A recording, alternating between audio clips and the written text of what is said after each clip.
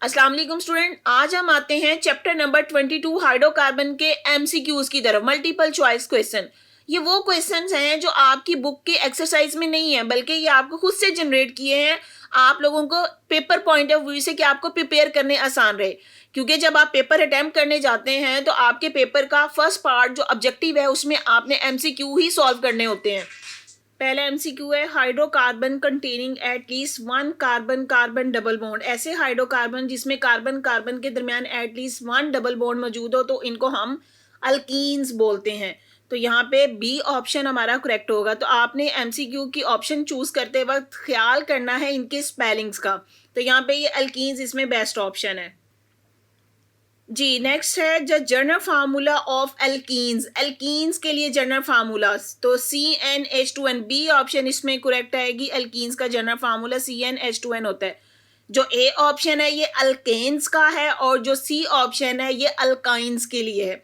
तो यहाँ पे बी ऑप्शन अल्कीन्स का करेक्ट आंसर है जी। नेक्स्ट है ethene is prepared from ethanol by. अब हमने एथीन की प्रिपरेशन के मेथड पढ़े थे और उसमें अगर उसको एथेनॉल से प्रिपेयर करते हैं तो उस मेथड में डिहाइड्रेशन वर्ड यूज किया था। तो यहाँ पे सी ऑप्शन होएगी कि bye dehydration method. Dehydration mean removal of water. तो यहाँ पे सी ऑप्शन इसमें करेक्ट होगा।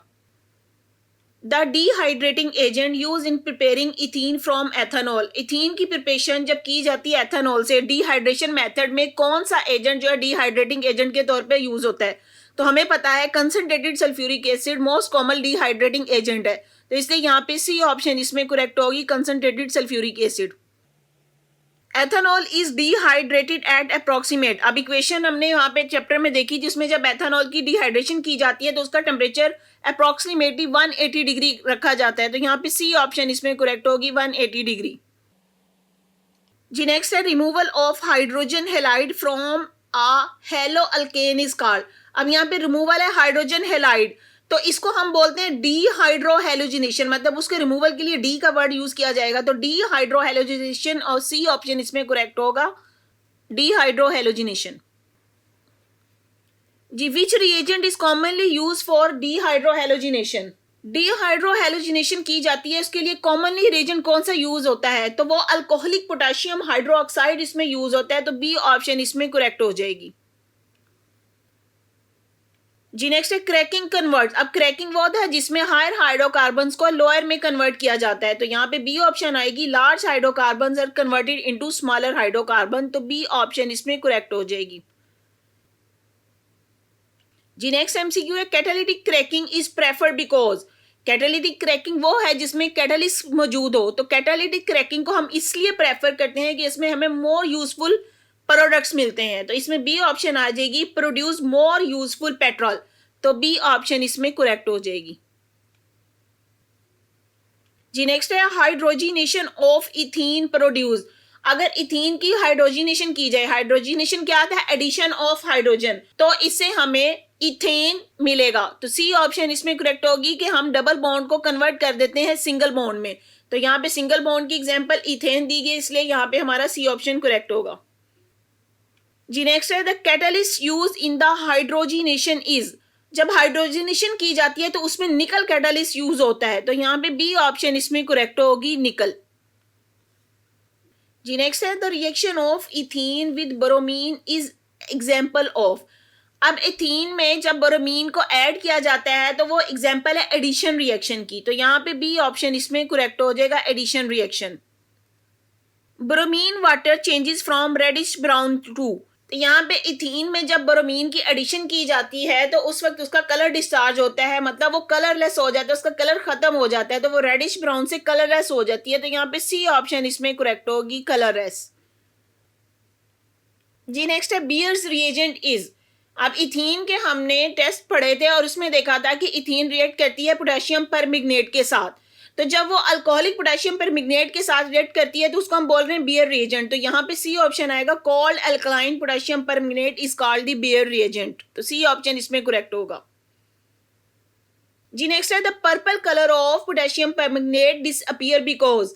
कि जब हम इथीन की रिएक्शन करवाते हैं in the presence of potassium permanganate तो पोटेशियम परमैंगनेट का जो पर्पल कलर है वो डिसअपीयर हो जाता है। इसकी रीजन क्या है क्योंकि ये इथीन के डबल बॉन्ड के साथ रिएक्ट कर जाता है, तो यहाँ पे बी ऑप्शन इसमें करेक्ट होगी, it reacts with the double bond.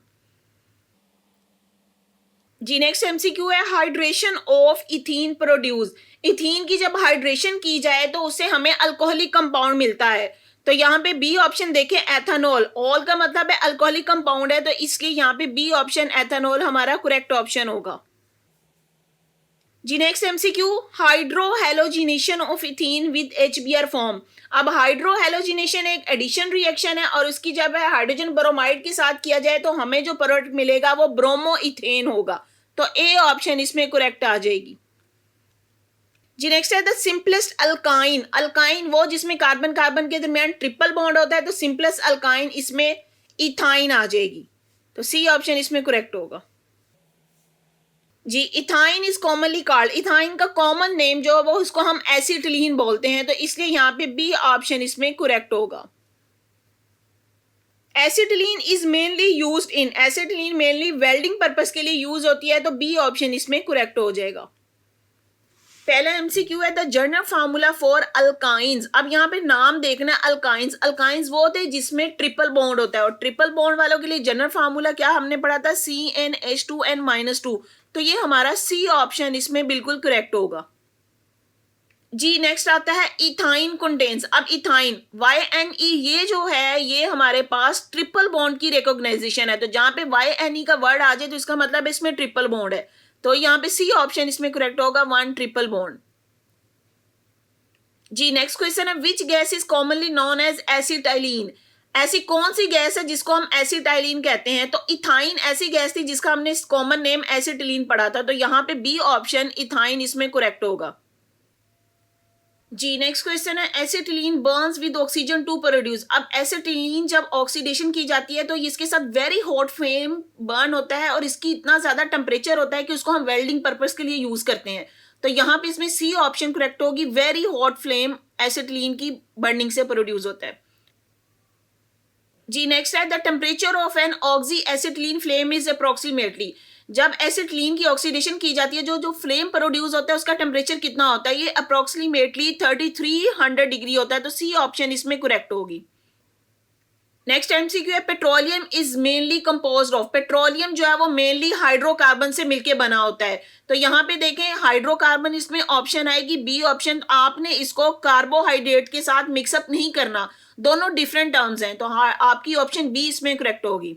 जी नेक्स्ट क्वेश्चन है petroleum is also called. Petroleum को हम क्रूड ऑयल भी कहते हैं, तो यहाँ पे बी ऑप्शन इसमें करेक्ट होगी, क्रूड ऑयल। जी नेक्स्ट क्वेश्चन है the process used to separate petroleum into useful fraction. Petroleum को अपने यूजफुल फ्रैक्शन में कन्वर्ट करने का प्रोसीजर उसको हम बोलते हैं फ्रैक्शनल डिस्टिलेशन ऑफ पेट्रोलियम, तो यहाँ पे बी ऑप्शन इसमें करेक्ट होगी, फ्रैक्शनल डिस्टिलेशन। जी नेक्स्ट है fractional distillation separate component according to differences in. जब हम फ्रैक्शनल डिस्टिलेशन करते हैं तो यहाँ पे component on the basis of their boiling point separate किए जाते हैं, तो यहाँ पे सी ऑप्शन इसमें करेक्ट होगी, on the basis of their boiling point. जी नेक्स्ट एमसीक्यू है the top of the fractionating column is. अब टॉप फ्रैक्शनेटिंग कॉलम है वहां पे टेम्परेचर कम होता है तो वो कूलर होगी, इसलिए यहाँ पे बी ऑप्शन इसमें करेक्ट होगा। जी नेक्स्ट है which fraction is collected first at the top. अब जो फ्रैक्शनल डिस्टिलेशन की जाए तो उसके टॉप पे टेम्परेचर कम होता है और वहां पे जो है lower molecular weight hydrocarbon collect किए जाते हैं, और इन लोअर मॉलिक्यूलर वेट हाइड्रोकार्बन को हमने नाम दिया था रिफाइनरी गैस का, तो इसलिए यहाँ पे सी ऑप्शन इसमें करेक्ट होगी, रिफाइनरी गैसेस। जी नेक्स्ट एमसीक्यू है गैसोलीन मेनली कंटेन हाइड्रोकार्बन 7। अब जो गैसोलीन है उसमें हाइड्रोकार्बन तकरीबन कार्बन 4 से लेके 12 तक हो सकते हैं, तो यहाँ पे अगर हमारी ऑप्शन देखें तो ये बी ऑप्शन जिसमें C5 से लेके C10 तक ये बेस्ट इसमें कंसीडर की जा सकती है, तो आप इसमें कहेंगे कि गैसोलीन में तकरीबन हाइड्रोकार्बन 5 से 10 तक होते हैं।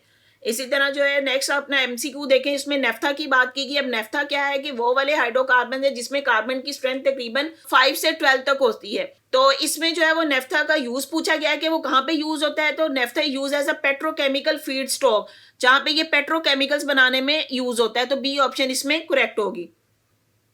जी नेक्स्ट एमसीक्यू है kerosene is commonly used as. Kerosene कहाँ पे, केरोसिन जो है वो जेट फ्यूल्स में यूज होता है, तो ए ऑप्शन इसमें करेक्ट होगा, आप इसमें ए ऑप्शन कहेंगे।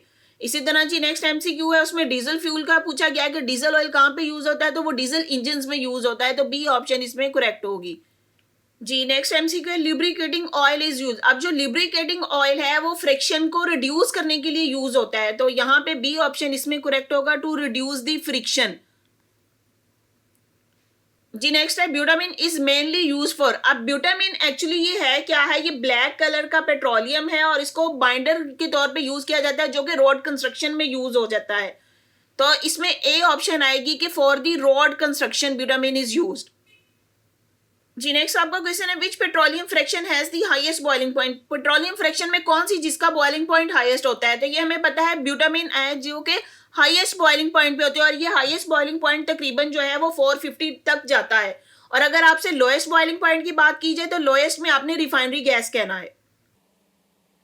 जी नेक्स्ट एमसीक्यू है, as the molecular size increase the boiling point generally. अब हाइड्रोकार्बन्स की बात कर रहे हैं कि अगर इनका मॉलिक्यूलर साइज बढ़ता जाए तो इनके बॉइलिंग पॉइंट्स पे क्या होगा, तो इनके बॉइलिंग पॉइंट्स भी मॉलिक्यूलर साइज बढ़ने से इंक्रीज ही करेंगे, तो यहाँ पे हमारा सी ऑप्शन इसमें करेक्ट होगा कि बॉइलिंग पॉइंट इंक्रीज करेंगे। नेक्स्ट क्वेश्चन है, which petroleum fraction is least volatile. अब लीस्ट वोलाटाइल मतलब वो ऐसा लिक्विड जो जल्दी से वेपर्स में चेंज ना हो, तो ये जितना हाइड्रोकार्बन का मॉलिक्यूलर मास ज्यादा होता जाएगा उसके अंदर उतनी स्ट्रॉन्ग अट्रैक्टिव फोर्सेस होती जाएंगी और वो उतने ही लीस्ट वोलाटाइल होंगे, तो यहाँ पे डी ऑप्शन हमारा करेक्ट होगा, ब्यूटामिन आएगा कि वो लीस्ट वोलाटाइल होंगे।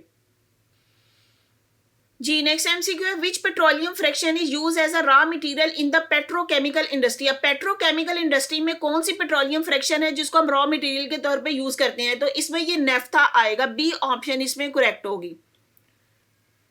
जी नेक्स्ट है, which fraction is commonly use as a aviation turbine fuel. इसमें से कौन सी ऐसी फ्रैक्शन है जो एविएशन टर्बाइन फ्यूल के लिए तौर पे यूज होती है, तो ये है केरोसिन, बी ऑप्शन इसमें करेक्ट होगा।